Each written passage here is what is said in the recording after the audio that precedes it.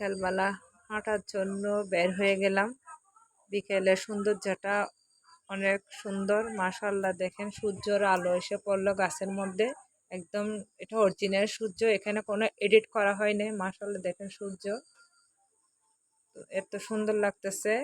যে বন্যা হয়েছে, বন্যার পানি যখন চলে গেছে দেখি যে শাক উঠলো, নতুন নতুন শাক। ওই যে কতগুলো শাক উঠাইনি সকালের জন্য। কি সুন্দর লাগতেছে দেখেন, সূর্যের আলো এসে পড়লো, মনে হয় যেখানে একটা কালার দেওয়া হয়েছে। এটা আমাদের এলাকা, বিলের ধারে। এত সুন্দর লাগতেছে মাশাআল্লাহ। তো অল্প শাক উঠাই নিলাম। দেখেন শাক সকালে ভাজি করব। এখানে আমি কোনো কিছু নিই নাই, এটা হচ্ছে একটা আমার এই যে দুপাট্টার মধ্যে নিলাম। এই দেখেন কুচি কুচি একদম শাক, দেখতে কত সুন্দর লাগতেছে, লোভনীয় লাগতেছে। আপনাদের কেমন লাগতেছে জানি না, আমাদের খুব পছন্দ। এত ভালো লাগে শাক, আমার পরিবারেরও পছন্দ শাক।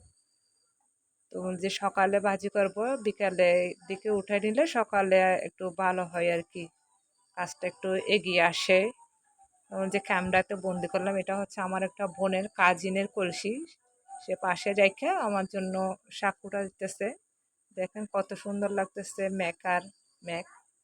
এই হচ্ছে শাক কুটে নিয়ে আসলাম, এটা আমরা বুমরা বলি, আপনারা কি বলেন জানি না। তারপরে হচ্ছে এটা হচ্ছে উসেন্না পাতা, আমরা উসেন্না শাক বলি, আর কোনো কিছু চিনি না। আর হচ্ছে এটা হেলেসি শাক, যেমন মেলেঞ্চি শাক বলি এটাকে আমরা।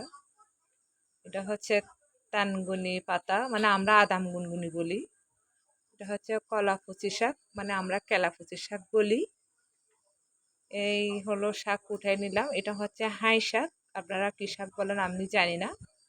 ওটা হেলেসি শাকের সাথে থাকে, সব পাঁচমিশালি শাক।